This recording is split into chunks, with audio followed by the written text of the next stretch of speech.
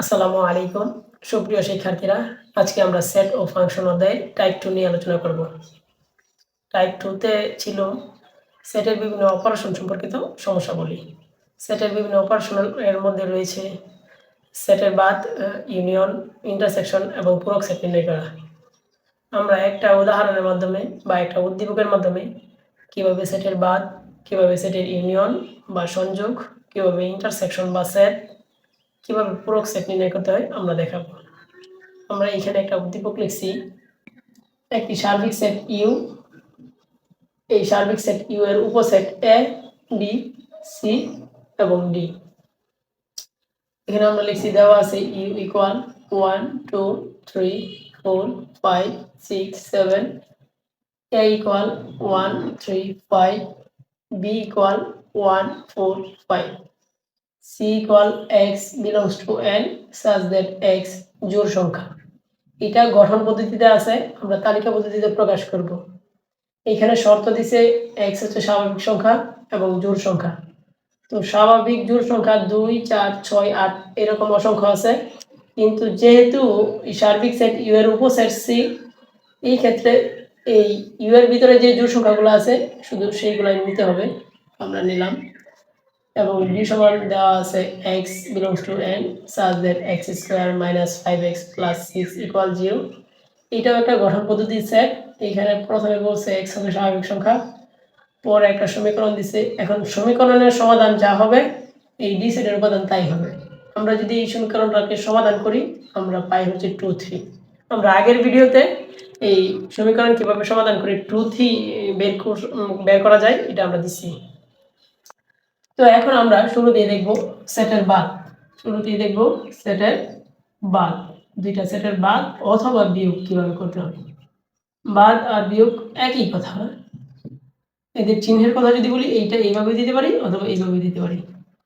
আমরা মনে রাখবো যখন আমরা দুইটা সেটের মধ্যে বাদ বা বিয়োগ করব, এই ক্ষেত্রে দুইটা সেট থেকে আমাদের কমন উপাদানগুলো আগে বাদ দিয়ে দিতে হবে, এরপরে শুধু প্রথম সেটে বাকি যে উপাদানগুলো থাকে সেগুলো নিতে হবে।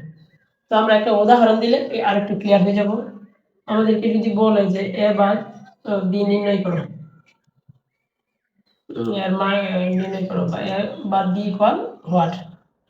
আমরা যদি এটা বাদ করতে যাই তো আমরা লিখব হচ্ছে, আমরা এখানে এর মান আগে লিখব। এর মান হচ্ছে আমাদের 1 3 5। আমি লিখতেছি a ইকুয়াল 1 3 5, এরপর আমরা বাদ চিহ্ন বা বিয়োগ চিহ্ন দিলাম। এরপর বি সেটের মান হচ্ছে 1 4 5 1 4 5। এখন আমাদেরকে শুরুতেই দেখতে হবে যেগুলা কমন উপাদান। তো আমি যদি দেখি এখানে কমন উপাদান হচ্ছে 1 আর 5। তো কমন উপাদানগুলো যদি আমি বাদ দেই, এরপরে এইখানে থাকে 3, এইখানে থাকে 4, কিন্তু আমাদেরকে সবসময় প্রথম সেট নিতে হবে। তো প্রথম সেটে শুধু 3 আছে, এই জন্য আমাদের এ বাদ বি এর মান হচ্ছে 3। সব ক্ষেত্রে আমাদের একই নিয়ম।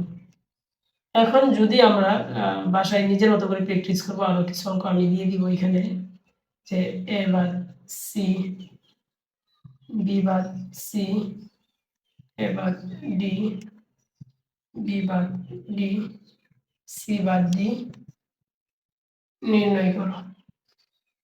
এই একটা উদাহরণের মাধ্যমে বা এই উদ্দীপকের মাধ্যমে তোমরা নিজেরাই বাসায় এ বাদ সি, বি বাদ সি, এ বাদ ডি, বি বাদ ডি, সি বাদ ডি নির্ণয় করবা।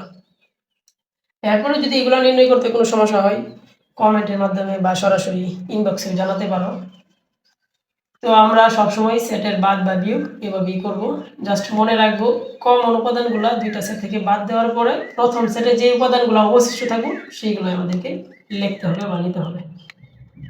তো আমরা এরপরে যাব হচ্ছে গা সেটের ইউনিয়ন বা সংযোগ। তো আমরা যদি দেখি সেটের সংযোগ, সংযোগ যেটা ইংরেজি হচ্ছে ইউনিয়ন, চিহ্নটা হচ্ছে ইউ, সিম্বল হচ্ছে সিম্বল হচ্ছে ইউ। আমাদেরকে যদি ইউনিয়ন চিহ্ন থাকে আমাদেরকে মনে রাখতে হবে দুইটা সেটের মাঝে যখন আমরা ইউনিয়ন করব অর্থাৎ এই চিহ্ন পাবো, তখন আমরা দুইটা সেটের কমন ও আনকমন সকল উপাদানগুলাই নিব। কমন ও আনকমন সকল উপাদানগুলো নিব। জাস্ট আমাদেরকে সংযোগ বা ইউনিয়ন করার সময় আমাদের একটা কথা মনে রাখতে হবে, যদি আমরা দুইটা সেটের মধ্যে ইউনিয়ন করতে যাই তখন ওই দুইটা সেটের কমন আনকমন সব উপাদান নিব। আমরা একটা উদাহরণ যদি দিই তাহলে ক্লিয়ার হয়ে যাবে আরো। আমরা যদি এই এ ইউনিয়ন সি নির্ণয় করতে বলে আমাদেরকে এরকম একটা প্রশ্ন দিয়ে বললো যে A union C equal what, অর্থাৎ এ ইউনিয়ন সি এর মান বের করো। আমরা লিখতে পারি এ ইউনিয়ন সি। এখন আমরা এ এর মান লিখব 1 3 5, এরপরে ইউনিয়ন দেওয়ার পরে সি এর মান লিখব হচ্ছে 2 4 6 2 4 6। যেহেতু আমাদেরকে ইউনিয়ন করতে বলছে আর ইউনিয়ন মানে হচ্ছে কমন আনকমন সব উপাদান নিতে হবে, তো এই ক্ষেত্রে কমন আনকমন আমি সবগুলাই লিখব। কমন আনকমন সবগুলা যদি আমরা লিখি 1 2 3 4 5 6। তো আমরা জাস্ট একটা কথা মনে রাখবো যে যখনই ইউনিয়ন থাকবো তখন কমন আনকমন আমরা সব উপাদান নিব। একইভাবে তোমরা বাসায় কিছু প্র্যাকটিস করবে। আমি যদি দিয়ে দিই A union B, A union D, D union C, B union D, C union D নির্ণয় করো। আমরা বাসায় নিজেরা এই সবগুলোর ইউনিয়ন নির্ণয় করবে। আর একটা কথা মনে রাখবে, ইউনিয়ন যখন আমরা নির্ণয় করতে যাব তখন আমরা কমন আনকমন সব উপাদান নিব।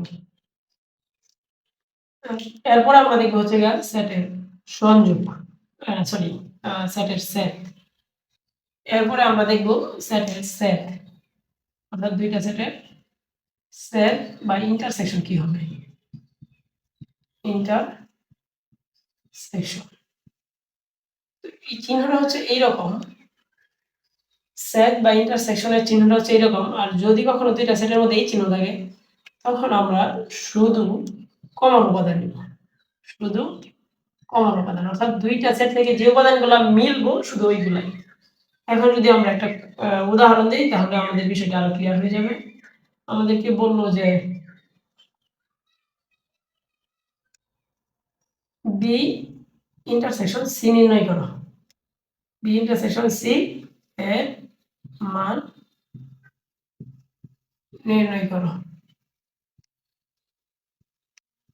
এখন যদি আমরা এটার মান নির্ণয় করতে যাই, শুরুতে আমরা লিখব B intersection C, B set এর মান হচ্ছে 1 4 5 1 4 5, আর সি সেটের উপাদান হচ্ছে 2 4 6 2 4 6।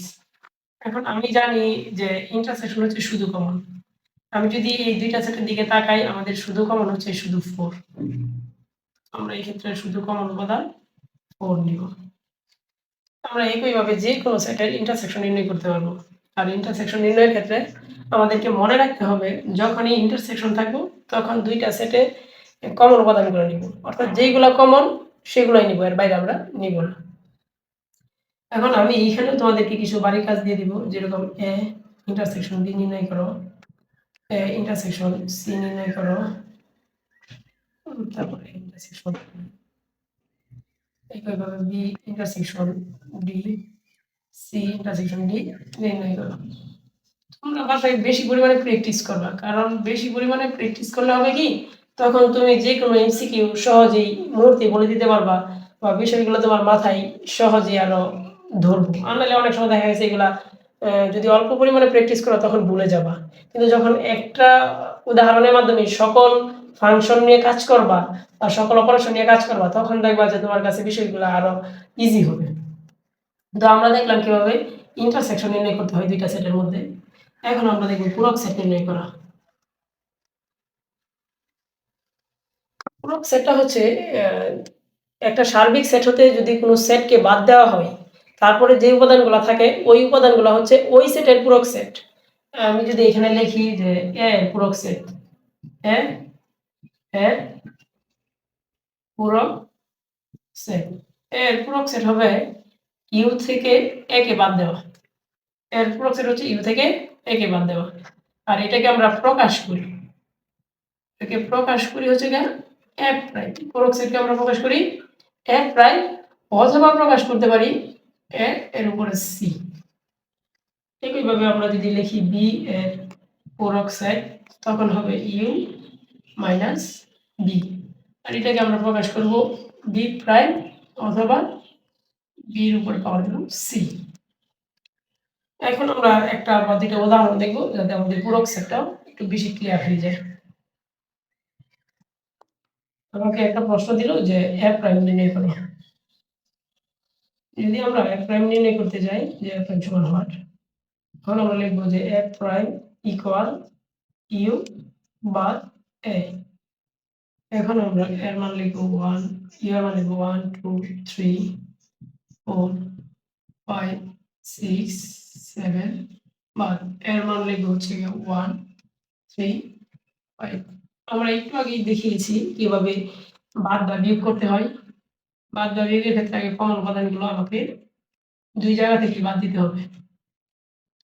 এরপরে এখানে আছে 2 4 6 7, আমি এইগুলো লিখে দিব 2 4 6 7।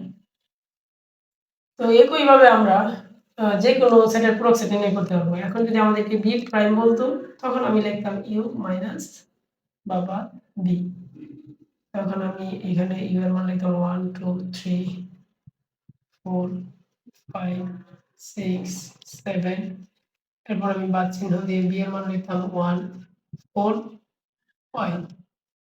এখানে এই 1 4 5 এগুলো আমি বাদ দেওয়ার পরে এখানে আমার থাকতেছে হচ্ছে 2 3 6 7 2 3 6 7। তো আমরা এইভাবে যে কোনো সেটের পূরক সেট নির্ণয় করতে পারবো।